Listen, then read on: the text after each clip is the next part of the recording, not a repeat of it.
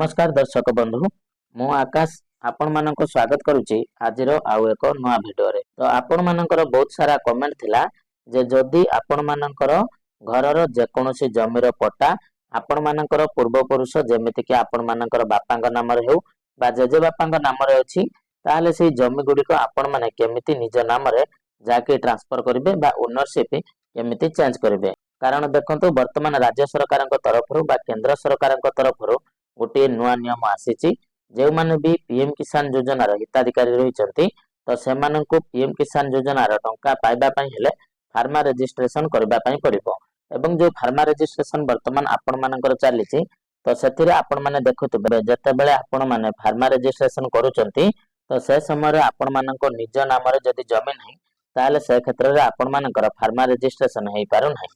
तेणु वर्तमान सरकार तरफ आपण मानक पई गोटे बहुत बड़ गाइडलाइन अना जायछि एवं एटा को आपण माने जानिबा निहाते दरकार जोटा कि आपण मानकर पूर्व पुरुषक नाम रे जदि जमी अछि तो सेटा को केमिति आपण माने निज नाम को ट्रांसफर करिवे। तेणु आपण मानकर बहुत सारा कमेंट थिला ए विषय रे वीडियो बनेबा पई।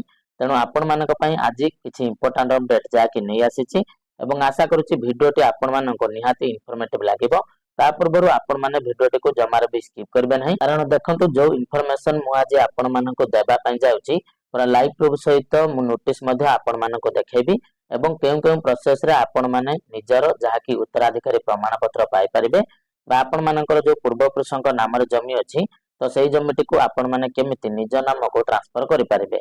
तेणु वीडियोटी को आरंभ करबा पूर्व चैनल टी को जदि प्रथम थर विजिट करूचंती वीडियोटी को लाइक करिवे एवं चैनल टी को सब्सक्राइब करि नथिले एबे सब्सक्राइब करी पाखरे थिबा बेल आइकन टी को क्लिक करी ऑल ले सेट कर देबे। तो वर्तमान जदि हमें देखिबा वर्तमान जदि राज्य रे हमें देखिबा पाखापाखी 80 रु 90% लोक रहिचंती जो मानकर जमीर अधिकार बा जमीर उत्तराधिकारी हिसाब रे समाने निज जमी को यूज करूचंती एवं से जमीर मालिक हिसाब रे तांकर पूर्व पुरुषंकर नाम अछि।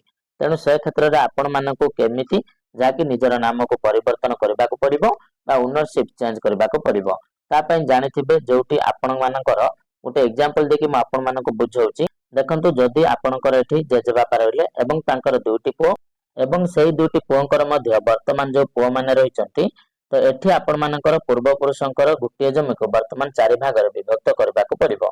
तेणु चारि भाग रे विभक्त करबा को हेले विभिन्न प्रकार जहाकी असुविधा हुए साधारणतः बहुत क्षेत्र रे देखा जाए एवं एनै मध्य आपण मानकु लीगल हेयर सर्टिफिकेट बाहर करबा पई पड़िबो बा तहसील ऑफिस बा आरआई ऑफिस को जायकि मध्य आपण माने हार सॉल्यूशन को बाहर करिथांती। किंतु सरकार तरफ वर्तमान आपण मानक पई किछि जाके अपडेट रही जोटा कि आपण माने फ्री ऑफ कॉस्ट रे वर्तमान जाके करि परिबे। ता पई देखंतु जो नियम रही ता प्रथमे आमे जानि नेबा एवं ता सहित डॉक्यूमेंट कोन कोन आवश्यक एवं केमिति आपण माने से सब काम को करिवे से विषय रे आमे आलोचना करिबा।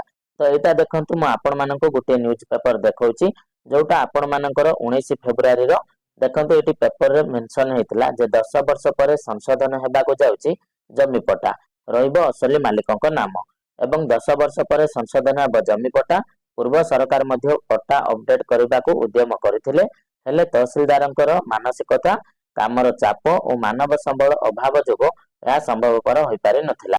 एबे बीजेपी सरकार पुणी थरे जमी पट्टा रे असल मालिकक नाम रखिबा को उद्यम आरंभ करिछि। तो सरकार तरफ जो पदक्षेपटी निया जायछि एटा बहुत स्वागत योग्य पदक्षेप अटे जेहेतु जमीर मालिक जी उपयुक्त मालिक रहिचंती तो तांको नाम रे जमीटी को रखिबा पई सरकार जाकी पदक्षेप नेउचंती। तेणु राजस्व विभाग पक्षरु वर्तमान गोटे स्वतंत्र एसओपी मध्ये जारी करा जायछि एवं एही एसओपी माध्यम रे सरकार तरफ समस्त जिल्लार जिलापाल और उपजिलापाल और सब डिविजन स्तर रे नोडाल ऑफिसर भाबे काम करिवे एवं सरकार उद्यम जोटा कि करिसंती एटा निहाती आगो को जहाकी कार्यकारी हेबो बोली आशा रखा जायछि। तेणु 1962 रु 2014 मध्य जो बंदोबस्त जरिया माध्यम रे जमी पट्टार संशोधन एवं यह परठारु आउ आपण मानकर अर्थात 2014 परठारु आउ वर्तमान जाकी बंदोबस्त जोटा सरकार तरफ करा जाय थाए ता वर्तमान हेई पारि नाही। तेणु पट्टारे ना नथिबा लोकंक मध्यरो 75% रु 80% प्राण हरै सारिलेनी जोटा आपण माने मध्ये जानिथिबे जोटा कि आपण मानकर जेजे बापा किबा बापांकर मृत्यु हो जायछि तो सेही क्षेत्र रे जमी पट्टारे उत्तराधिकारंकर ना रहबा निहाती आवश्यक।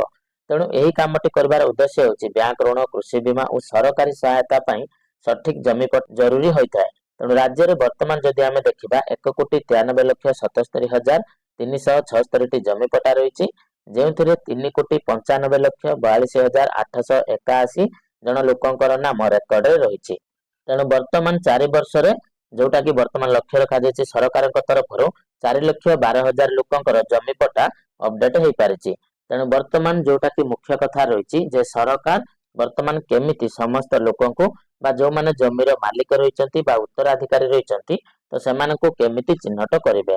ତାହେଲେ ଦେଖନ୍ତୁ ଜମିପଟାରେ ଅସଲ ଜମି ମାଲିକଙ୍କ ନାଁ ଲିପିବଦ୍ଧ କରିବାକୁ ସ୍ପେଶାଲ ଡ୍ରାଇଭ ଆରମ୍ଭ କରିଛି ରାଜସ୍ୱ ବିଭାଗ ଏବଂ ଏଥିପାଇଁ ସ୍ୱତନ୍ତ୍ର SOP ମଧ୍ୟ ଜାରି କରାଯାଇଛି।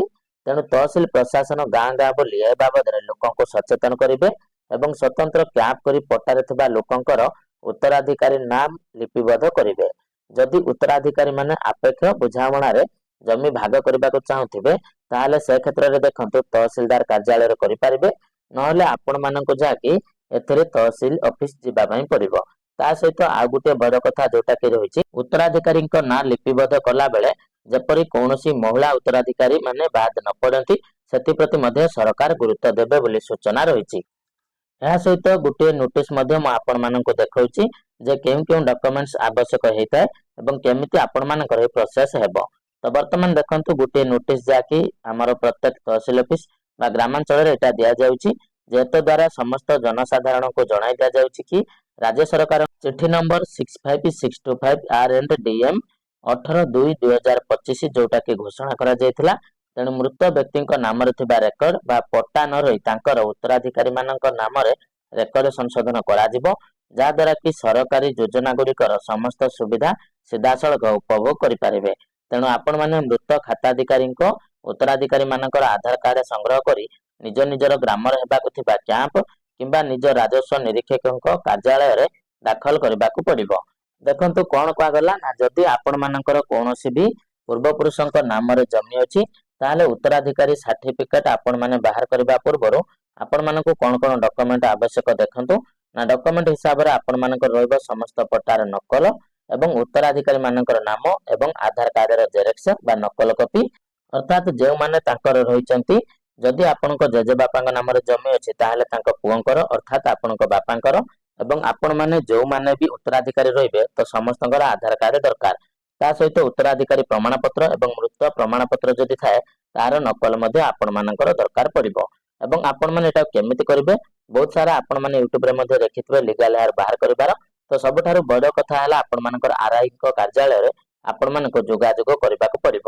ତେଣୁ ସର୍ବପ୍ରଥମେ ଯଦି ଆପଣ ମାନେ ଏହି କାମଟିକୁ କରିବା ପାଇଁ ଚାହୁଁଛନ୍ତି ଅଲରେଡି ସରକାରଙ୍କ ତରଫରୁ ଏହି ନୋଟିସଟି ପ୍ରୋଭାଇଡ କରାଗଲା, ଅର୍ଥାତ 2 ମାସ ଅଲରେଡି ପୁରିବାକୁ ବସିଲାଣି, ଯେହେତୁ ବର୍ତ୍ତମାନ ସୁଦ୍ଧା କୌଣସି ପଦକ୍ଷେପ ନିଆଯାଇ ନାହିଁ। ତେଣୁ ଆପଣ ମାନେ ନିହାତି ଥରେ ନିଜର RI ଅଫିସକୁ ଭିଜିଟ କରନ୍ତୁ ଏବଂ RI ଅଫିସରେ ଭିଜିଟ କଲା ପରେ ସେଠି ଆପଣ ମାନଙ୍କୁ ନିହାତି ଯାହାକି ସରକାରଙ୍କ ତରଫରୁ ଯୋଉ ଗାଇଡଲାଇନ ଆସିଛି ଏବଂ କେଉଁ ଆଧାରରେ କରାଯିବ ଓ କେଉଁ ମାନଙ୍କର ହେବ ତ ସେଠି ଆପଣ ମାନଙ୍କୁ ଜଣାଇ ଦିଆଯିବ। ତ ଭିଡିଓ ବନେଇବାର ମୁଖ୍ୟ ଉଦ୍ଦେଶ୍ୟ ହେଉଛି କି ଏହି ଯୋଉ ନୋଟିସଟିକୁ ଆପଣ ମାନଙ୍କ ପାଖରେ ପହଞ୍ଚେଇବା। ତେଣୁ ଆପଣ ମାନଙ୍କ ପରିବାରରେ ଯେଉଁମାନେ ବି ରହିଛନ୍ତି ତ ତାଙ୍କ ସହିତ ଆପଣ ମାନେ ଏ ବିଷୟରେ ନିହାତି ଆଲୋଚନା କରନ୍ତୁ। ଯେହେତୁ ଏଟା ଲିଗାଲ ହେୟାର ବା ଉତ୍ତରାଧିକାରୀ ମାନେ ଯେଉଁମାନେ ବି ରହିଛନ୍ତି ତ ସମସ୍ତଙ୍କ ସହିତ ଆପଣ ମାନେ ଆଲୋଚନା କଲା ପରେ RI ଅଫିସକୁ ଥରେ ଭିଜିଟ କରନ୍ତୁ ଏବଂ ଭିଜିଟ କଲା ପରେ ନିହାତି ଆପଣ ମାନଙ୍କର ଏହି ସମସ୍ୟାର ସମାଧାନ ହେବ ଏବଂ ସରକାର ମଧ୍ୟ ଆପଣ ମାନଙ୍କୁ ଯାହାକି କଥା ଦେଇଛନ୍ତି ଏଇଟା ସମସ୍ତଙ୍କ ପାଇଁ ଫ୍ରି ଅଫ କଷ୍ଟ ରେ ହେଇପାରିବ। ତେଣୁ ଯଦି ଆପଣ ମାନଙ୍କର ଏହି ସବୁ ପ୍ରୋବ୍ଲେମ ଅଛି ତ ନିହାତି ଆପଣ ମାନେ RI ଅଫିସ ସହିତ ଯୋଗାଯୋଗ କରିବେ ଏବଂ ତା ସହିତ ଏହାର ପରବର୍ତ୍ତୀ ଭିଡିଓରେ ଆମେ ଦେଖିବା ଯେ କେମିତି ଆପଣ ମାନଙ୍କର ଲିଗାଲ ହେୟାର ସାର୍ଟିଫିକେଟ ବାହାର କରାଯାଏ ସେ ବିଷୟରେ ମଧ୍ୟ ମୁଁ ଆପଣ ମାନଙ୍କୁ ପରବର୍ତ୍ତୀ ଭିଡିଓରେ ଅପଡେଟ ଦେବି। ଆଶା କରୁଛି ଭିଡିଓଟି ଆପଣ ମାନଙ୍କୁ ନିହାତି ଇନଫର୍ମେଟିଭ ଲାଗିଥିବ। ଯଦି ଭିଡିଓଟି ଇନଫର୍ମେଟିଭ ଲାଗିଛି ନିହାତି ଚ୍ୟାନେଲଟିକୁ ସବସ୍କ୍ରାଇବ କରିବେ ଏବଂ ଆପଣ ମାନେ କେଉଁ କେଉଁ ଡିଷ୍ଟ୍ରିକ୍ଟରୁ ଭିଡିଓ ଦେଖୁଛନ୍ତି କମେଣ୍ଟ ସେକ୍ସନରେ ଜଣାଇବେ। ଧନ୍ୟବାଦ।